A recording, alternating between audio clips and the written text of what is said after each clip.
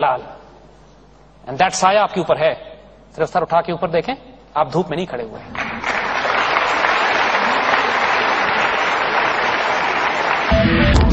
اقبال نے again try to understand the wisdom of history. Allama Iqbal عرب دنیا میں کیوں نہیں پیدا ہوئے؟ علامہ اقبال سینٹرل ایشیا میں کیوں نہیں آئے؟ علامہ اقبال افریقہ میں کیوں نہیں پیدا ہوئے؟ اللہ تعالیٰ نے جس قوم سے کام لینا ہوتا ہے اپنا تحفہ اس قوم میں بھیجتا ہے. علامہ اقبال ایران میں بھی, سینٹرل ایشیا میں بھی اقبال کو اقبال لاہوری کہتے ہیں. آپ لوگ خوش نصیب ہیں کہ نسبت آپ کی اقبال سے بھی ہے, اقبال کے شہر کے حوالے سے. اقبال نے اردو اور فارسی میں کلام کیا ہے. دنیا میں کوئی شاعر, کوئی فلسفر آج تک ایسا نہیں آیا جس نے سیکنڈ اور تھرڈ لینگویجز میں شاعری کی ہو. اقبال نے اردو, انگلش اور فارسی میں جو کلام کیا ہے, حالانکہ ان کی اپنی زبان تو پنجابی کشمیری تھی. اور یہ جو فوکس اقبال کر چکے ہیں اس کی وجہ یہی ہے کہ اللہ تعالیٰ نے جو کام لینا اب اس خطہ زمین سے لینا. ایک واقعہ ہم آپ کو سناتے ہیں. 1992 کا وقت ہے.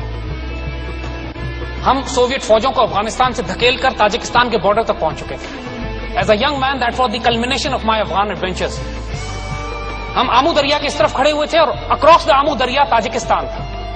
اور ایک حیرت انگیز انقلاب تاجکستان میں بلڈ ہو رہا تھا کہ سوویت فوجوں کو جب افغانستان سے نکالا گیا پھر یہ سینٹرل ایشیا کو روک نہیں سکے. سینٹرل ایشیا میں انقلاب برپا ہو گئے اور لاکھوں کا مجمع افغانستان, سینٹرل ایشیا میں, تاجکستان میں لاکھوں لوگ سڑک پر نکل کر علامہ اقبال کا ایک شعر پڑھتے تھے جس کی وجہ سے کمیونسٹ حکومت کو لیپس کر گئی. وہ شعر تھا, معمار حرم باز بتعمیر جہان خیز, از خواب گراں خواب گراں خواب گراں خیز.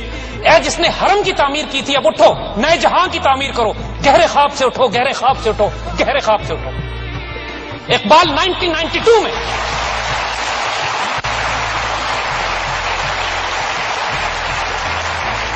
لائک اے وائلڈ فائر یہ ریولوشن پورے سینٹرل ایشیا میں پھیلی. علامہ اقبال 1992 میں سینٹرل ایشیا میں ریولوشن بلڈ کر رہے تھے.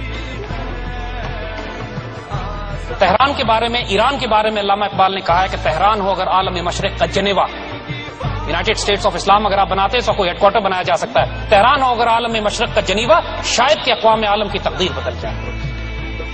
پاکستان, ایران, ترکی, عرب ممالک, ہماری تقدیر ایک ہی ہے.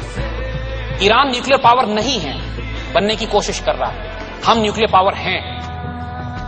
ایران آئندہ چند سالوں میں ان کے لیے تھریٹ ہوگا. ہم آج ہیں. ہمارے نیوکلیر میسائل پروگرام اللہ کے فضل سے آج اسرائیل کو بھی ہٹ کر سکتے ہیں اور انڈیا کے انڈمان آئلینڈز کو بھی ہٹ کر سکتے ہیں. They know this.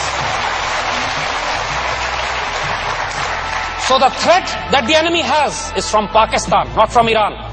انہوں نے عراق کا نیوکلیر پروگرام تباہ کر دیا, فوجیں لے کے گھس گئے اس لیے کہ ان کو پتا تھا کہ اس کے پاس نیوکلیر ویپنز نہیں ہے. سیریا کو تباہ کر دیا, لیبیا کو انہوں نے ڈسٹروائے کر کے رکھ دیا, افغانستان پہ چڑھ دوڑے.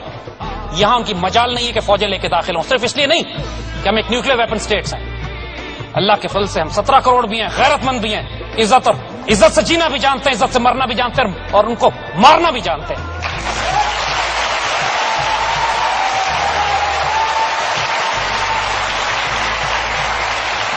Their threat is against Pakistan. ان کا تھریٹ ہمارے خلاف ہے, اس میں کنفیوز نہیں ہو. باقی جو کچھ وہ دنیا کے ساتھ کر رہے ہیں بلف ہے. ٹارگیٹ ان کے جو ایئر کرافٹ کیریئرز کھڑے ہوئے ہیں سمندر میں, ان کے جو سارا اس وقت تھریٹ ہے, جو فوکس ہے اس وقت افغانستان سے لے کر دہلی تک, ان کے تمام دشمنوں کا ایکسس جو بنا ہوا ہے, that is directed against you. Don't remain in this confusion. Absolutely wake up. انشاءاللہ العزیز تقدیر ہم نے خود اپنے ہاتھوں میں لینی ہے.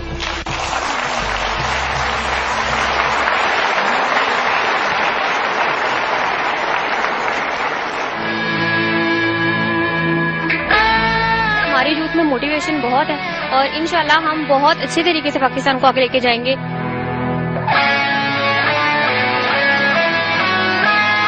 Pakistan is something that we are here for.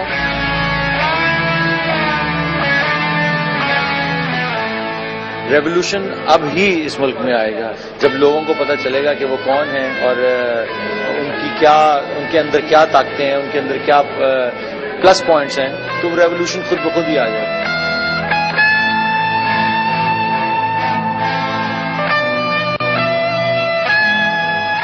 For now on, as the situation is really bad, it is just we have to be united and stand strong here.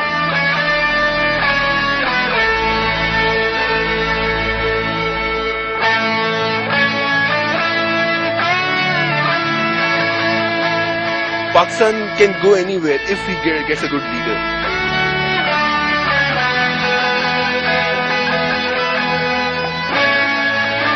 Pakistan is everything, my identity, my place to live, all about Pakistan.